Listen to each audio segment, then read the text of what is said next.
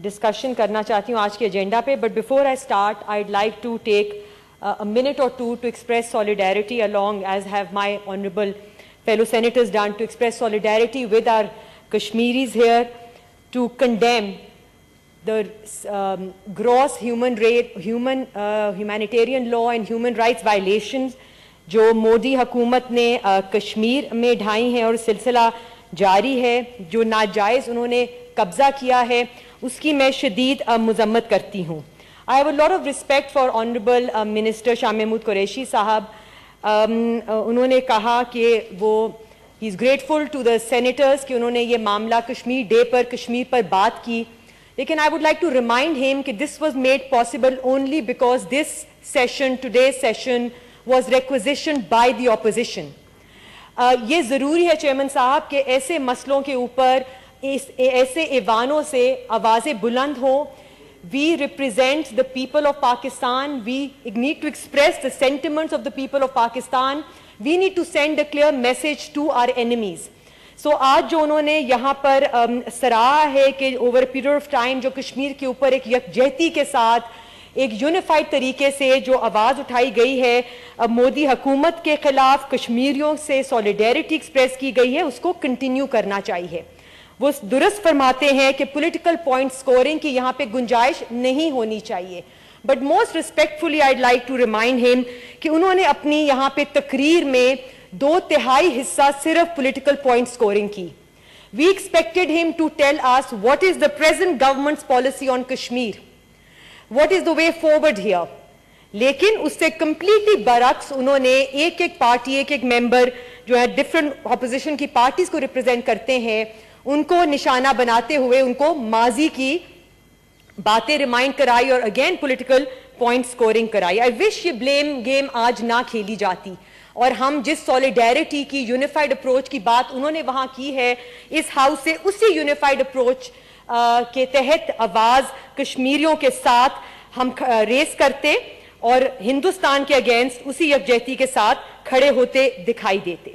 Let me move, Chairman Sahab, with these words to today's agenda item. Pakistan میں آج جو انتقامی سیاست سرگرم ہے اس کی مثال ہمیں کم ہی نظر آتی ہے. حکومت اس انتقام کی آگ میں اندھی ہو چکی ہے, and today we see کہ تمام اسٹیٹ مشینری اور اسٹیٹ انسٹیٹیوشنز کو اپوزیشن کے خلاف استعمال کیا جا رہا ہے. اس لیے کیونکہ اپنی ناکام کارکردگی چھپانے کے لیے ان کے پاس اور کوئی جواز نہیں. ڈر اور خوف کا چیئرمین صاحب یہ حال ہے کہ ویسے تو کہتے ہیں کہ P D M is not a threat to us, ویسے تو پی ڈی ایم کے بارے میں ڈسمسو ہیں, لیکن دوسری طرف صبح سے شام تک ان کے منسٹرز, ان کے spokespersons P D M پر تبصرے کرتے تھکتے نہیں. ڈر اور خوف کا یہ حال ہے کہ جو حال ہی میں ریلیز نکالی گئی ہیں حکومت کی بدترین مہنگائی, بے روزگاری کے خلاف, ان کے اراؤنڈ پولیٹیکل ورکرز پر جس طرح جھوٹے مقدمے بنائے گئے, ایف آئی آرز کٹوائی گئیں, اس کی مثال ہمیں نہیں ملتی. ریلیز سے پہلے ورکرز کے گھروں پر چھاپے کرنا, ان کی گرفتاریاں کرنا عام ہو گیا ہے. افسوس چیئرمین صاحب کہ آج اس ملک کی national assembly, where a bicameral legislature, our lower house national assembly کے اپوزیشن لیڈر شہباز شریف 100 دن سے قید ہے, لیکن 100 دن گزرنے کے بعد ان کے خلاف کوئی ثبوت سامنے نہیں آیا. ہمارے P M L N, one of the largest political parties of the country کے پارلیمانی لیڈر نیشنل اسمبلی میں, وہ گرفتار ہے, بلکہ حال ہی میں اغوا ہو گئے ہیں. پنجاب اسمبلی کے اپوزیشن لیڈر حمزہ شہباز صاحب 190 دن, if I might be wrong, 180 یا 190 دن سے قید ہیں. Pakistan Peoples Party, another major opposition party, کہ آصف زرداری صاحب, خورشید شاہ صاحب گرفتار ہیں. حسد اور تکبر میں یہ حکومت اتنی اندھی ہو گئی ہے کہ opposing voices, dissenting opinions کو خاموش کرنے کے علاوہ ان کے پاس اور کوئی راستہ نہیں رہا. پر میں ان سے پوچھتی ہوں چیئرمین صاحب آپ کے تواسط سے, کتنے لوگوں کو گرفتار کریں گے, کتنی آوازوں کو خاموش کریں گے؟ نہ صرف اپوزیشن چیئرمین صاحب، لیکن آج ہم دیکھتے ہیں کہ ہیومن رائٹس ایکٹیوسٹ، آزاد صحافی، کریٹیکل تھنکرز، انڈیپینڈنٹ تھنکرز، سب کو خاموش کیا جا رہا ہے، سب کے حقوق پامال کیے جا رہے ہیں. صحافیوں کو دھمکایا جاتا ہے، ان کو اغوا کروا دیا جاتا ہے، پروگرام سے آف ایئر کروا دیا جاتا ہے، ان کو جبری طور پر ان کی نوکریاں ان سے چھین لی جاتی ہیں، صرف اس لیے کہ کوئی اس حکومت کی ناکام کارکردگی، ان کی انکمپٹنس، ان کے سکینڈلز اور کرپشن کے خلاف آواز نہ اٹھائے. اگر آٹا چوری یا چینی چوری پر بات کرتے ہیں، بائی دی وے جس کے اوپر اس ملک کو اربوں روپے کا نقصان ہوا، تو اسٹیٹ انسٹیٹیوشنز کا سہارا لیا جاتا ہے. اگر ایل این جی، پیٹرول، دوائیوں کے سکینڈلز یا پی آئی اے کے بارے میں بات کرتے ہیں. عائشہ بی بی کشمیر کے ایشو پر آ جائے. کشمیر نہیں جی، میں تو آج کو آپ کو میں نے کہا کشمیر کے ساتھ تو آج کا میں نے ایجنڈے کی بات کر رہی ہوں چیئرمین صاحب. دس از دا فرسٹ ایجنڈا. آپ سے پہلے چیئرمین صاحب اس کو انٹروڈیوس کروا کر گئے ہیں. That is the agenda for today. نہ ایجنڈا اس کے بعد ڈسکس ہوگی. اب میں شروع ہو چکی ہوں. ایجنڈا اس کے بعد جب اختتامی نہیں، پر چیئرمین صاحب، منسٹر صاحب تقریر کر کے ریپ اپ کر گئے ہیں، اب تو ایجنڈا کی باری ہے نا. آپ نے تب تو بات کرنے نہیں دی. So please allow me to continue. اگر ایل این جی، پیٹرول، دوائیاں یا پی آئی اے کے بارے میں ان کے سکینڈلز کی بات کرتے ہیں تو دھمکایا جاتا ہے. اگر اس حکومت کی فورن فنڈنگ کیس جس میں 6 ماہ گزرنے کے باوجود، ایویڈنس، گواہ، ثبوتوں کے باوجود یہ التوا کا شکار ہے تو گرفتار کر لیا جاتا ہے. پشاور بی آر ٹی میں کرپشن، بنی گالا کی ریگولرائزیشن ان کو نظر نہیں آتی. اصلیت تو یہ ہے چیئرمین صاحب کہ اس حکومت نے پاکستان کی عوام کو بدترین مہنگائی، بدترین بے روزگاری میں دھکیل دیا ہے جس کی مثال ہمیں نہیں ملتی. Food inflation since the last 1 year is hovering between 16% to 24%. Your unemployment stands at 7%. پچھلے 2 سال میں 1.5 کروڑ لوگ بے روزگار ہو گئے ہیں. بے روزگاری سے ایک طرف تو گھروں کے چولہے نہیں چل رہے اور دوسری طرف آٹا، چینی، بجلی اور گیس جن کو میسر ہو ان کی قیمتیں آسمانوں سے باتیں کر رہی ہیں. 1 سال کے اندر 2019 سے لے کے 2020 میں انڈوں کی قیمت میں 64% مہنگائی ہوئی، آلو 49% مہنگے ہوئے، مرغی 68% مہنگی ہوئی، دالیں 19%، گھی 18%. 2018 سے 2019 کا اگر کمپیریزن کریں تو فی کس آمدنی $300 سے سکڑ گئی ہے. لوگوں کو جو مفت کی دوائیاں میسر ہوتی تھی ان کی فراہمی تو بند اپنی جگہ ہوئی، لیکن بے تحاشا دوائیوں کی قیمتوں میں 260% اضافہ ہو گیا. لیکن جو اس حکومت کی بیڈ گورننس، ان کی انکمپٹنس کے بارے میں بات کرتا ہے، عوام کے مسائل کو اجاگر کرتا ہے، ان کی حقوق کی بات کرتا ہے تو انہیں جیل میں ڈال دیا جاتا ہے.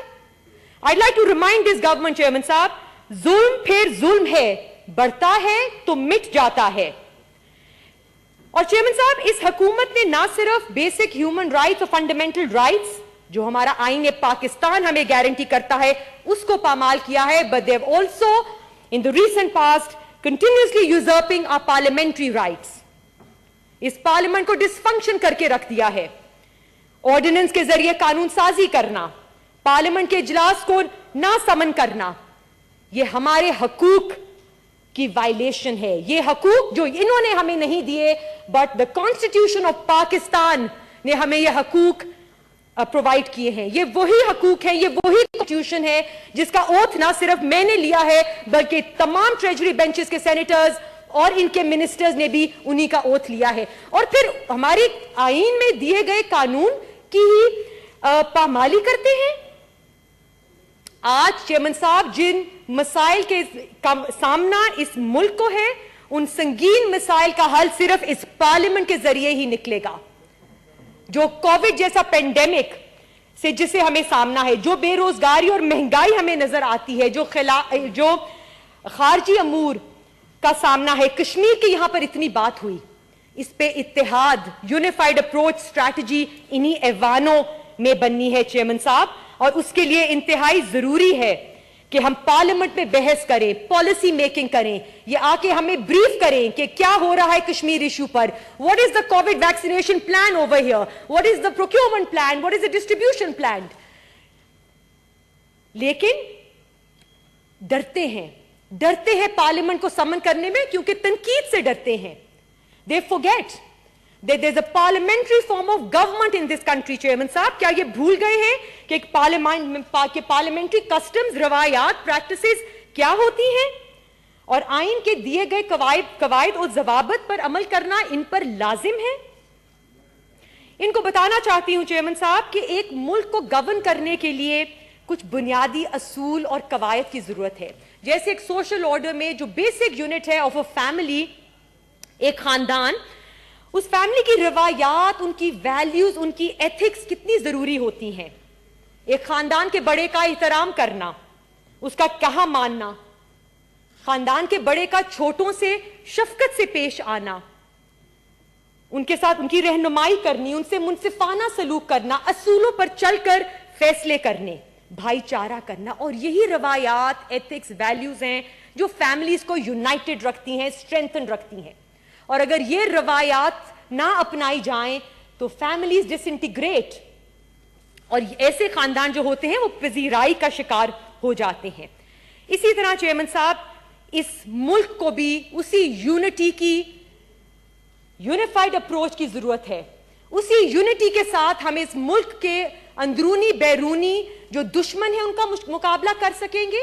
اسی یونٹی کے ساتھ ہم کووڈ کا مقابلہ کر سکیں گے. اسی یونٹی کے ساتھ ہم پولیو کو اس ملک سے ختم کر سکیں گے. ہمارے آنریبل منسٹر نے یہاں ذکر تو بہت کیا. I welcome his offer of a joint plan, and he invited the entire opposition parties representatives to join him to draw up a Kashmir plan here. I would like to remind him, I hope he has run this by his cabinet. کیونکہ کچھ مہینے پہلے جب polio کے اوپر strategy بنانے کے لیے ایک آدھ اپوزیشن کو اس کمیٹی میں بٹھانے کی بات تھی تو اتنا دل جرگا نہیں تھا کہ وہ کیبنٹ اس چیز کو اپروو کر دے. جہاں پر اس قسم کی پولرائزیشن کو انکریج کیا جاتا ہے وہاں آپ ملک کے باقی مسائل کو کس یکجہتی سے بیٹھ کر سولو کریں گے. چیئرمین صاحب, اس ملک کو آگے بڑھنے کے لیے, اس ملک کے مسائل کا حل کرنے کے لیے ضروری ہے کہ ہم رول آف لا پر عمل کریں. We cannot rely on our personal vendettas or personal whims of some ministers sitting on the other side. This is not a banana republic, Chairman صاحب. بنیادی حقوق اور پارلیمانی رائٹس ان کو ہمیں دینے پڑیں گے, ورنہ I see this country moving towards پذیرائی, یہ ایک اینرکی کی طرف نہ بڑھ جائے. This is a dangerous trajectory, Chairman صاحب, which must end. The fundamental rights granted by our constitution must be respected. Opposing and dissenting voices must not be silenced. I would request the government and treasury benches in the house کہ اپنا رویہ بدلنے کی کوشش کریں. جس بد تہذیبی, بد اخلاقی اور بد زبانی کی روایت اس حکومت نے ڈال دی ہے وہ نہایت افسوسناک چیئرمین صاحب اور قابل مذمت ہے. I remember the first 3 years when I came to this Senate. We would oppose each other, we would do it following parliamentary روایات, traditions and customs. لیکن افسوس کے ساتھ جو immediately last 2.5 years میں جس طریقے سے جو political discourse کو گندا کر دیا گیا ہے وہ شدید قابل مذمت ہے. And when I say this, I will not be surprised, Chairman Saab, if at the end of this debate we have a minister stand up and make a very nasty, sharp speech. That's exactly what I'm talking about over here. But I will not mince my words when I say that this legacy of intolerance, of disrespect, of use of abusive language that is encouraged in some quarters within this party and government does not bode well for our country or for our generations. جس جناح کے پاکستان کا خواب انہوں نے دکھایا ہے, جس مدینہ کی ریاست کی بات کرتے ہیں, وہ مدینہ کی ریاست جہاں حق, اصول, قانون اور سچ کا بولا بالا تھا. This party, I'm afraid to say, is the antithesis of Jinnah's vision and of the Medina ki riyasat that they keep referring to. In the end, Chairman Saab, I hope and pray that some saner elements in the party will prevail before it's too late. Thank you. Ali Mohammad Khan Saab.